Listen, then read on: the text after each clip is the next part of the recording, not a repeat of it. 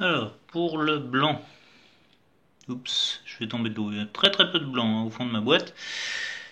Donc, ce très peu de blanc, à peine du bout du pinceau, il faut en avoir un tout petit peu. Et on va, voilà, passer le pinceau sur la roche aux endroits où on veut mettre en valeur les arêtes. Il faut avoir le geste plutôt rapide. Donc vous pouvez l'atténuer, toujours pareil. Et vous voyez, vous avez les arêtes qui ressortent. Donc on va essayer.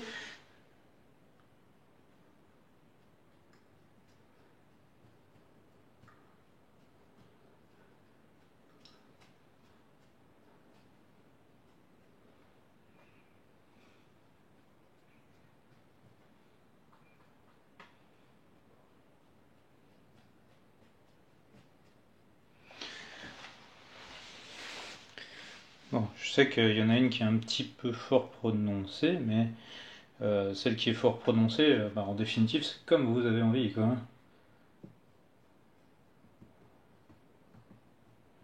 Donc ces taches de blanc accentuent aussi, on va dire, le vieillissement de la roche. Hein. Ça vous la remet en évidence. Alors, je vais essayer de vous remontrer ça. Donc, hop, je prends. Et voilà. Alors, je vais surtout me concentrer sur ce que je fais parce que.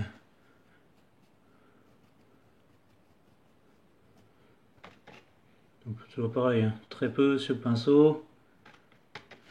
Et ça vous illumine la roche là où vous avez envie. Ça éclaircit. Voilà.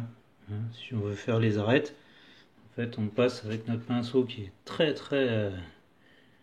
on va dire très essoré. Et là, vous voyez, vous faites ressortir toutes les arêtes que vous avez envie. Alors, toujours pareil. Voilà.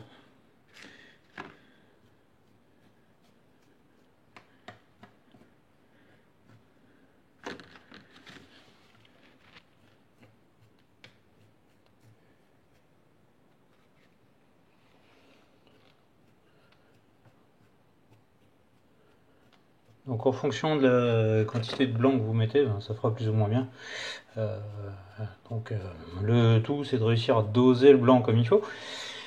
Ma peinture est pas encore tout à fait sèche, donc vous avez cette traînée de blanc. Après, si comme là, j'en ai mis de trop, ça vous fait une zone où la roche est un peu plus pourrie, on va dire ça comme ça. Et c'est à vous de choisir quels sont les endroits que vous voulez que votre roche mette en valeur. Donc, on se trompe pas. Hein, tout à l'heure, le but c'était de fondre avec différentes couleurs. Ce coup-là, le but c'est de, on va dire, faire un ombrage positif au blanc. Plutôt un éclairage, ce sera le terme exact. Et voilà, donc avec ce blanc, je vais faire sortir ma roche. On peut probablement encore en remettre, je vais vous montrer. Voici, vous avez donc un aspect un peu plus, on va dire, vieilli. Alors pour le prélèvement, prenez à plat, un petit peu, et ensuite essayez d'être le plus tangent possible, c'est-à-dire parallèle à la surface. Si vous voulez, ne dessinez que les aspérités, c'est l'inverse, c'est pas les aspérités, que les reliefs. Et donc vous allez finalement faire ressortir tous ces éléments qui vont faire que la roche elle va prendre de la valeur, elle va vraiment se patiner et avoir une teinte un peu plus ancienne, on va dire. Une roche qui a vécu, qui a subi les intempéries. Et en fait, cette même technique, on pourrait l'appliquer pour pour mettre de la mousse. Mais alors là, franchement, c'est un niveau au-dessus. Autant là, le blanc, vous risquez pas grand-chose. Autant, je vous jure qu'avec la mousse, si vous voulez faire des imitations mousse, vous avez intérêt à vous accrocher, il va pas falloir vous rater. Il faut vraiment pas mettre grand-chose. Et puis donc là, maintenant, je vais vous montrer un peu plus près, on va dire, le résultat de cette affaire. Donc si on veut éclaircir la roche, on passe pinceau vertical. Si on veut juste faire ressurgir les reliefs, on passe pinceau le plus tangent possible. Alors vous pouvez vous amuser à faire des pointes blanches. Et donc ça, c'est pas la dernière étape. Normalement, la dernière étape, c'est le lavis. Et en fait, à cette heure-ci, l'étape là, ainsi que la suivante, ça va vraiment être les étapes qui vont vous montrer à quoi ça a servi de faire une empreinte de roche. Parce que ça, les petits détails comme ça, vous pouvez vous accrocher, vous les auriez pas eu, on va dire, avec quelque chose fabriqué à la main, quoi, hein. Vous n'auriez pas pu produire un truc de ce niveau-là si vous n'aviez pas fait une empreinte de roche. Je pourrais vous montrer aussi en comparaison ce que j'avais fait moi en agglomérant du plâtre directement. Ça n'a pas la gueule là, c'est pas aussi bien, ça rend pas pareil. Donc voilà, moi je trouve que c'est plus chouette comme ça. Après, vous en ferez ce que vous voudrez. Vous faites la version que vous voulez. Bon, j'avoue que là je suis en train de me lâcher sur le blanc. Ça patine vraiment beaucoup.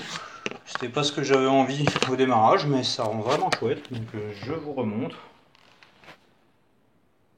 Voilà, une roche des plus vieilles qui soient, avec donc ce blanc qui fait ressortir, comme j'ai dit, tous les éléments saillants de la roche. Je remonte en gros plan, donc c'est là que va se terminer cette partie de vidéo sur l'éclairage des reliefs, avec du blanc pur, un pinceau sec, une brosse sèche, parce que oui, j'ai pas utilisé vraiment le pinceau de peintre, on va dire, d'écolier, mais une brosse sèche, et vous la tenez parallèle à vos surfaces de sorte à ce que le blanc ne se dépose que sur les reliefs. Voilà pour l'aspect général. Et donc la prochaine vidéo, elle servira à vous faire donc le lavis de noir, et ça atténuera un petit peu le blanc, vous verrez ça au tour d'après.